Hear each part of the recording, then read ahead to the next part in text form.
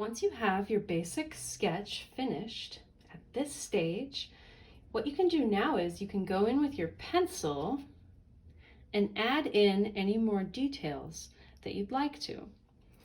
So maybe I want to add like a little bit more detail in the shirt here. You can also keep it a little bit more simple if you want. Also, anywhere where you have some pencil lines, maybe where things got a little sketchy, you can go ahead and erase any pencil lines that you don't want. This is what I would call just kind of cleaning up your image. You can erase the line and just clean up some of this. See, I have these extra lines inside this text that I don't really want. So I'll just clean that up. And since I kept my pencil lines fairly light when I was drawing, it makes it easier for them to be erased, which is really important because the harder it is to erase, the more trouble it's going to give you. So you can just go in and erase any areas that you don't want to be in your drawing. Anything where it could work out maybe a little sketchy, right? Maybe you want to add some more detail. Maybe I want to add some more detail into the rows. Maybe I'll add like some more lines here in the background. More detail in the hair.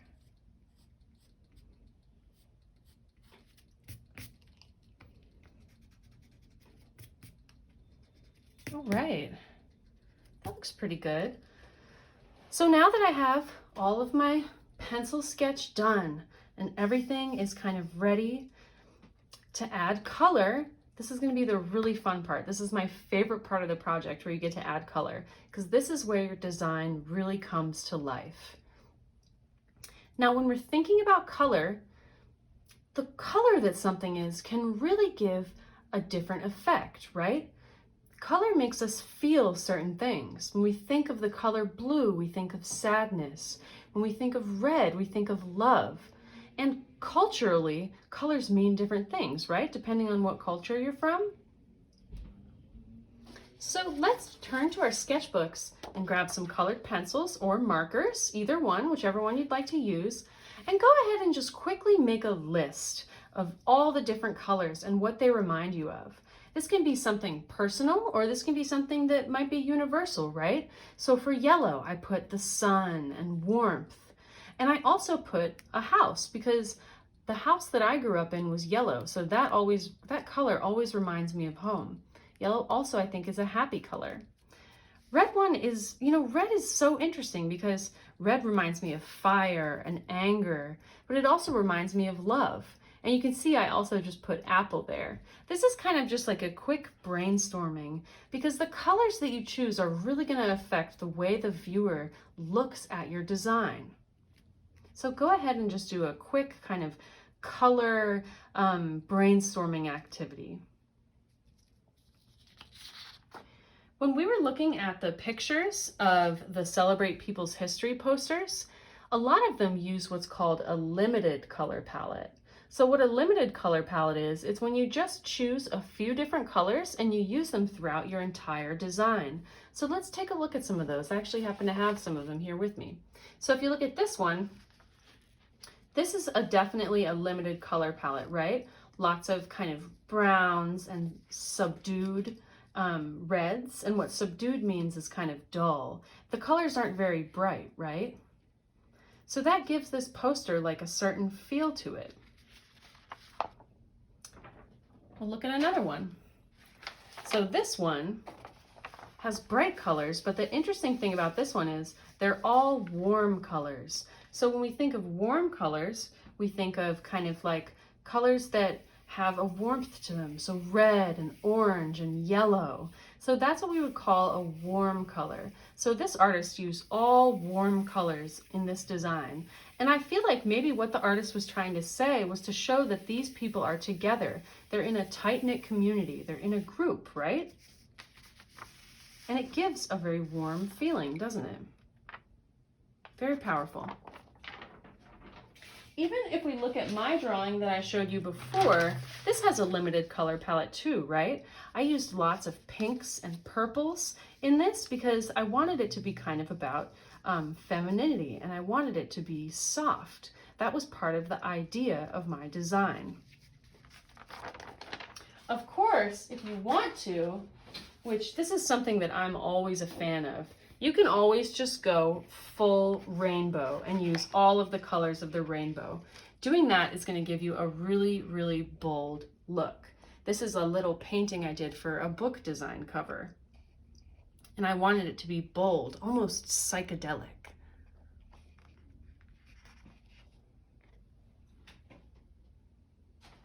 A lot of really great designs might just be in black and white also, or maybe you want to use just black and red. That can be really powerful. Choosing two colors could be great too. You can always add more colors in later if you want.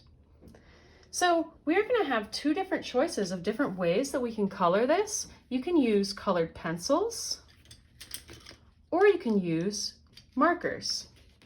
And these are going to give you two very different effects in your design. So we're going to go over both of them, and then at the end you can decide whether you want to use colored pencils or markers, or maybe you might even decide that you want to use both. So we'll start off with colored pencils. So the great thing about colored pencils is that you can get a variety of different soft shades with them. So I'll just show you a little example here on the back of this piece of paper. So with colored pencils, if you push down harder, you get a solid color, right? But if you push down lighter, you can do shading and make the value of the colored pencil get lighter. And value is how light or dark something is. Another great thing about colored pencils is that you can use them to mix colors. So if I have this purple, I can take a blue and I can mix it in to make a nice purplish blue. I can make it almost like a gradient going into it. So you can really get a variety of colors with colored pencils, even if you add in more colors, right? You can get these really beautiful kind of depths of color with colored pencils. So I might start coloring this in. I might say, okay, well, I know I want the text to be purple, really bold. So I can go in and just start coloring this in with my colored pencils. In areas that you want to be darker, remember, you'll push down harder.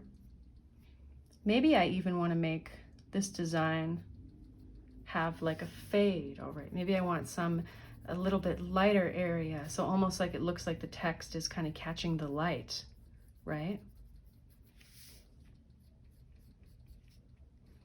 If you want to, you can practice in your sketchbook. Just like I had my little practice page where I was practicing with colors, you can practice in your sketchbook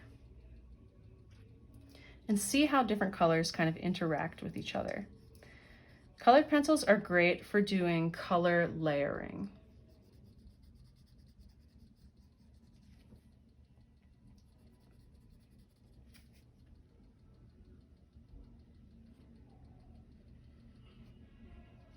You can see I've got that nice kind of purple fading into the blue.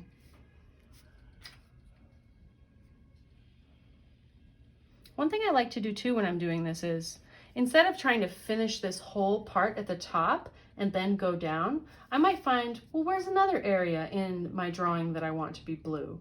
Maybe I want this text to be blue down here. By doing this, this will keep the colors in your drawing balanced. So if I add blue up here and then blue down here, that's going to be kind of like a very balanced composition, right? Because I've got blue at the top and the bottom. So one side won't feel too heavy with blue.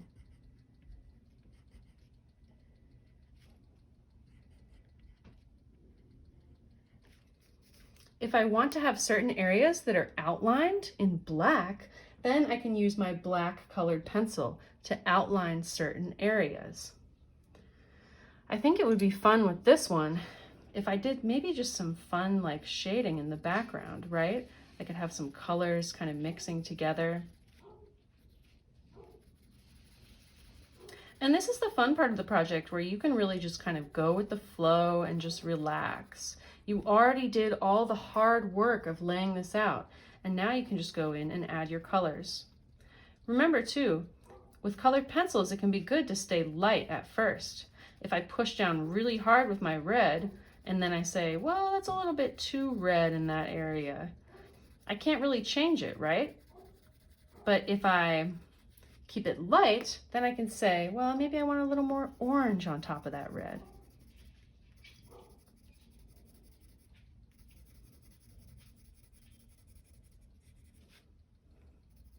You can see I'm getting a nice kind of like gradient going on in the background here. I think with this drawing, it would be fun if I had it fade into kind of a rainbow, right?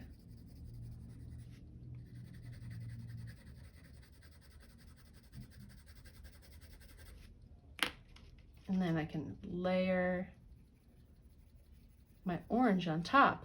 Remember, when you're layering colored pencils, you can layer a dark color on top of a light color, but you can't layer a light color on top of a dark color as well.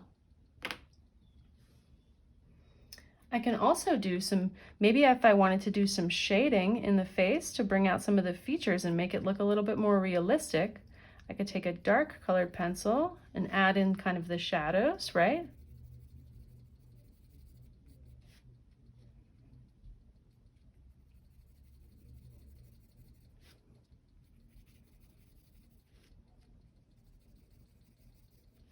Maybe I want to do the area on the hands too.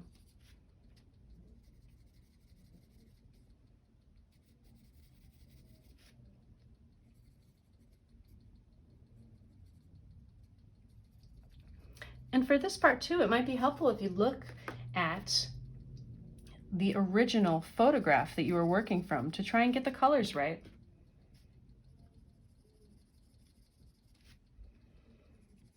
And it doesn't have to be perfectly realistic the way you choose to use your colors. You can keep it really bold if you want. It's totally up to you. You're the artist, and it's your decision however you want your drawing to look. You can use your colors realistically, or you can use them what's called expressively, which means that you're trying to kind of express an emotion with the colors that you're choosing.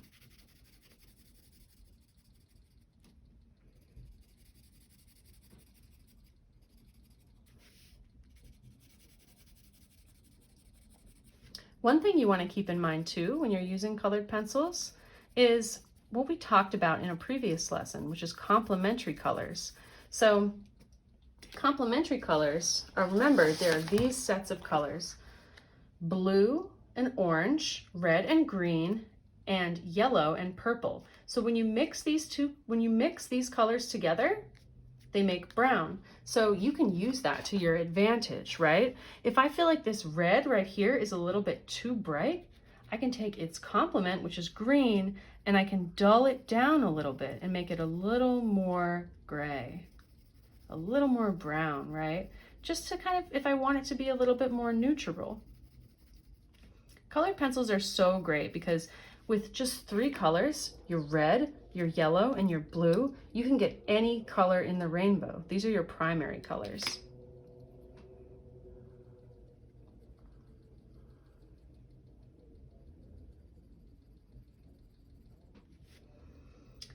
So that's kind of basically how you would use colored pencils to do this. And like I said, you can do a combination of colored pencils and markers. Now I'm going to show you a little bit about markers. Let's take a look at working with markers. When you're working with markers, you get a really bold look of solid areas of color. Because with markers, you can't do any shading, right?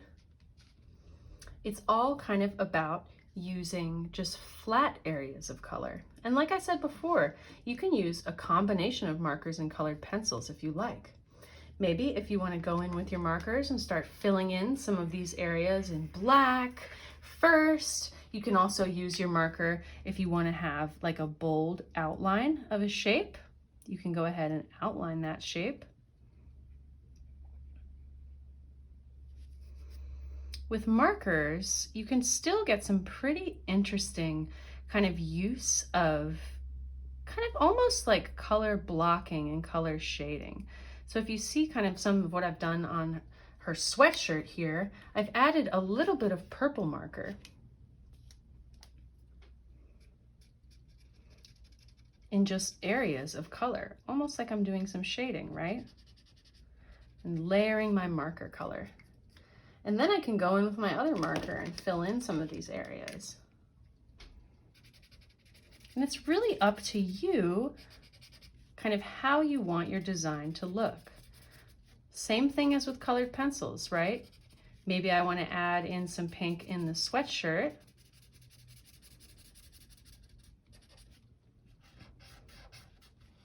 And then maybe I'll add some pink in my roses to keep it balanced. Markers are going to give you a very bold, flat look.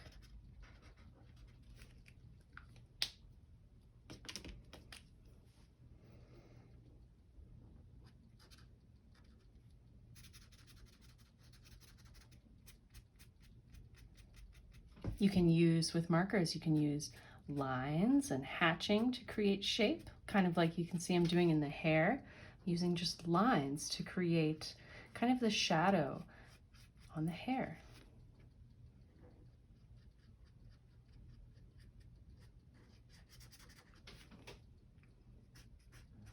Shadow and the highlights.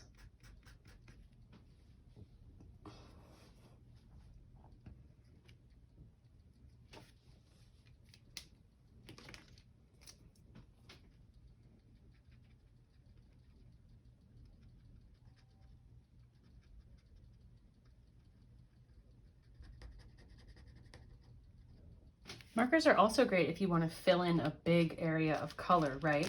Because markers have a bigger tip. So if I want the background to be yellow, I can go in and just really add that color into the background really quickly.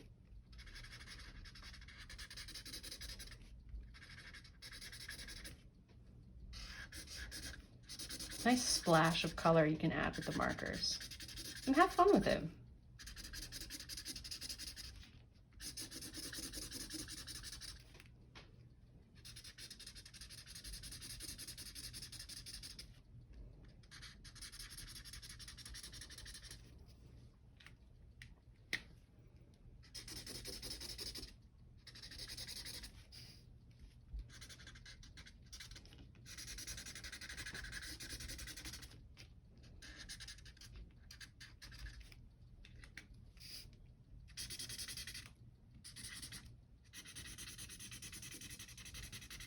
Sometimes it can be cool to just add some kind of energetic marks, right?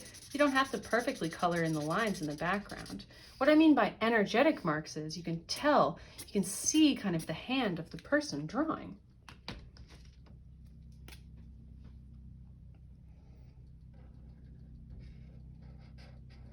The way you use color is going to influence what the focal point of your drawing is, right? Remember, you want to keep it balanced. So I'm going to add a little orange here, and then maybe I'll add a little bit more here. I could even put a little orange into my roses.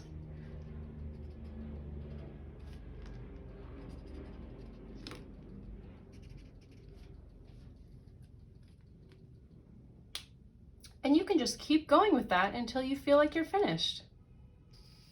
When you're finished with your poster, it's up to you to decide how you want to share it with the world.